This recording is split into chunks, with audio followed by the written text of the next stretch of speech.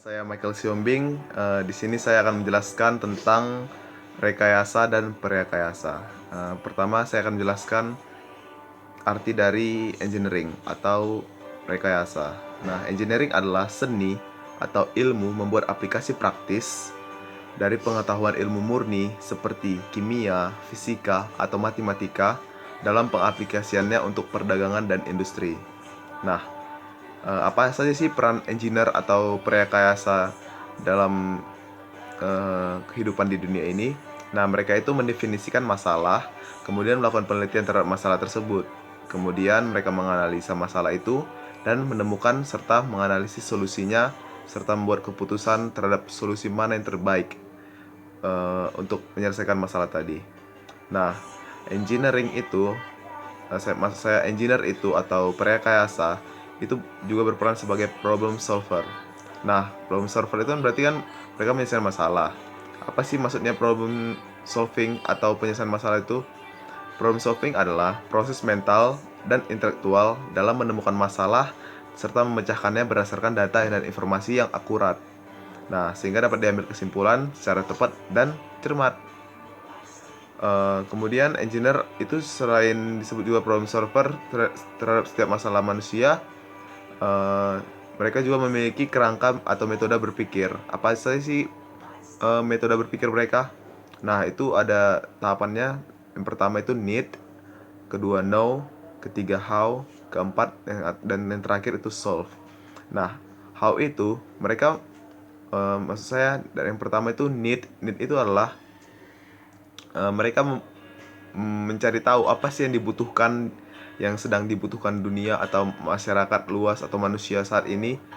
Nah, kemudian mereka itu menggunakan metode know, yaitu mencari tahu apa saja yang mereka dapat sebagai informasi yang bisa membantu mereka menyelesaikan masalah tadi. Tapi di sini mereka belum menuju proses penyelesaian masalah tadi.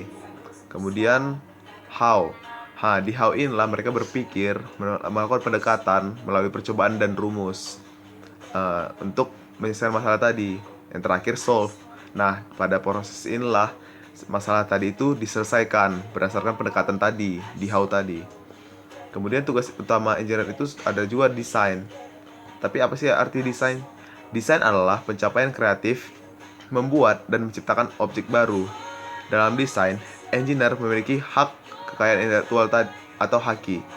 Haki adalah hak atas segala hasil produksi, kecerdasan daya pikir seorang teknologi, pengetahuan, seni, sastra, gubahan lagu, karya tulis, karikatur, dan lain-lainnya yang berguna bagi manusia.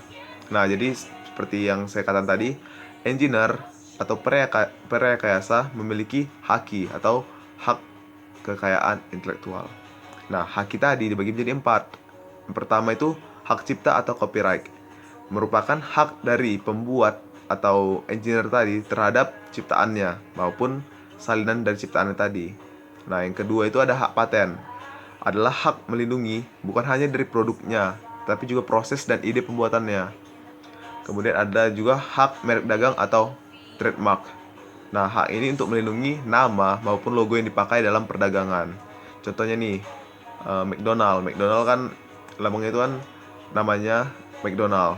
Jadi kalau ada produk lain, walaupun apapun itu menggunakan nama McDonald, tapi tidak berhubungan dengan si pembuat McDonald ini, nah mereka itu udah melanggar hak cipta dari McDonald tadi dan mereka bisa dituntut.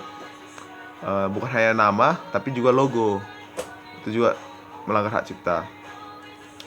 Nah, kemudian selain itu peranan insinyur yang tadi saya sebutkan tadi, tapi mereka juga dapat dibagi menjadi insinyur dalam bidang ekonomi, kimia, listrik, pabrik, mekanis, bio, elektrokimia, dan lain-lain.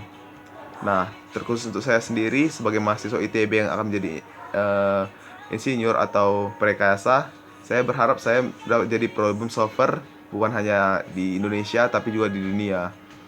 Saya juga memiliki satu ide yang mungkin ini sudah banyak dibicarakan, yaitu tentang pembangkit listrik tenaga nuklir mini, yang mana pembangkit listrik tenaga nuklir mini ini mudah dibawa kemana-mana dan tahan lama tenaganya. Sekian dari saya, lebih dan kurang saya mohon maaf. Terima kasih, dadah.